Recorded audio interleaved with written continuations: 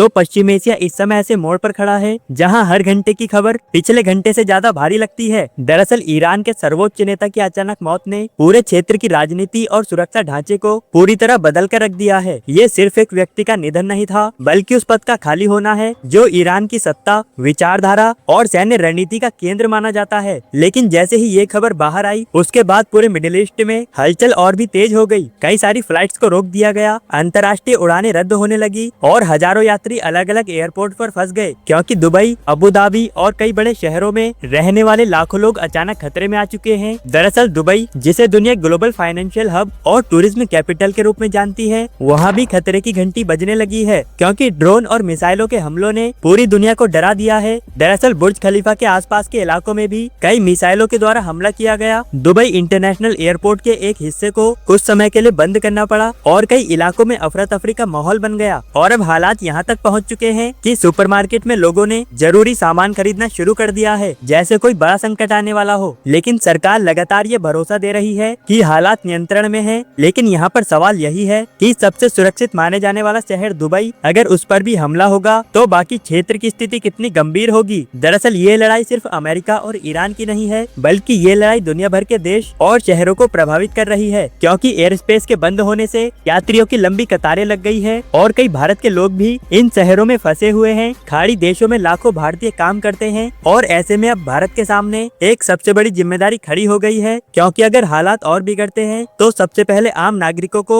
इसका सबसे बड़ा नुकसान होगा। और यही कारण है कि दिल्ली में कई बैठकें हो रही है, क्योंकि विदेश मंत्रालय युद्ध के हमले पर लगातार अपनी नजर रखे हुए है और भारतीय वायुसेना को भी नए मिशन के लिए तैयार रहने का आदेश मिल चुका है। दरअसल भारत ने पहले भी संकट के समय अपने नागरिकों को सुरक्षित किया है, क्योंकि यूक्रेन युद्ध के समय कई भारतवासी को सुरक्षित निकाला था, कई सारे ऑपरेशन चलाए थे। लेकिन इस बार चुनौती बड़ी नहीं है, बल्कि कूटनीतिक संतुलन की भी है, क्योंकि भारत के संबंध ईरान से भी है, सऊदी अरब और संयुक्त अरब अमीरात से भी है, इसके अलावा अमेरिका से भी मजबूत साझेदारी है। इसलिए हर कदम सोच समझकर उठाना जरूरी है, ताकि लोगों की सुरक्षा भी की जा सके और किसी देश को ये भी न लगे कि भारत विरोध में खड़ा हो चुका है। और इसी बीच सऊदी अरब की भूमिका को लेकर भी चर्चाएं और भी तेज हो गई, क्योंकि रिपोर्ट्स में कहा गया कि सऊदी अरब के मुख्य नेता प्रिंस ने अमेरिकी राष्ट्रपति डोनाल्ड ट्रंप से निजी बातचीत में ईरान के खिलाफ बड़े कदम उठाने की बात कही है। दरअसल दोस्तों, दोनों ही देश मिलकर ईरान के खिलाफ कुछ बड़ा करने की सोच रहे हैं और ये इस बात का संकेत है कि पर्दे के पीछे कुछ और ही बातचीत चल रही है। लेकिन ये लड़ाई सिर्फ अमेरिका और ईरान की नहीं, बल्कि पूरे क्षेत्र के संतुलन से जुड़ चुकी है। लेकिन यहाँ पर बड़ा सवाल ईरान के लिए है, क्योंकि सुप्रीम लीडर का पद खाली हो चुका है, इसलिए फैसले लेने में कठिनाई हो रही है, क्योंकि इस समय ईरान के सुप्रीम लीडर की जगह पर कोई भी बड़ा नेता नहीं आया है। इसलिए ईरान पहले ये चाहता है कि उसे थोड़ा वक्त मिल जाए ताकि वो अपनी सत्ता दोबारा खड़ी कर सके, जिसके बाद फैसले भी लिए जाएंगे और किसी प्रकार की कोई रुकावट नहीं होगी। तो दूसरी तरफ अमेरिका और इजराइल पर भी दबाव है, क्योंकि अगर खाड़ी के आर्थिक केंद्र प्रभावित होते हैं तो वैश्विक बाजारों पर इसका सीधा असर पड़ता है, क्योंकि तेल की कीमत में उतार चढ़ाव होगा, बीमा प्रीमियम बढ़ जाएंगे और समुद्री मार्गों को लेकर चिंता बढ़ जाएगी, क्योंकि हामुर्ज रास्ता भी चर्चा में है, क्योंकि कच्चे तेल का बड़ा हिस्सा पूरी दुनिया को उसी रास्ते से भेजा जाता है। लेकिन यदि ये मार्ग बाधित होता है तो पूरी दुनिया इसकी कीमत चुकाएगी। इसलिए ये समय भारत के लिए काफी जरूरी है, क्योंकि भारत इसी रास्ते से काफी बड़ी मात्रा में ऊर्जा लेता है और वहाँ पर काम करने वाले भारतीयों की सुरक्षा सर्वोच्च प्राथमिकता है। और अगर इसलिए भारतीय वायुसेना को भेजा जाता है तो वो युद्ध में लड़ाई के लिए नहीं, बल्कि अपने नागरिकों को सुरक्षित लाने के लिए एक महत्वपूर्ण कदम होगा। लेकिन इस समय ये युद्ध काफी बढ़ चुका है। ईरान ने कई शहरों पर हमला किया है, दुबई की कई बिल्डिंग पर बम गिराए गए हैं, बुर्ज खलीफा को भी खतरा है, इसलिए इसका असर भारतीय नागरिकों को भी होगा। लेकिन दोस्तों, आने वाले दिन तय करेंगे आखिर ये टकराव कहाँ तक जाता है। फिलहाल आप सभी को इस बारे में क्या लगता है, अपनी राय नीचे कमेंट बॉक्स में जरूर बताइए। तब तक के लिए जय हिंद, जय भारत।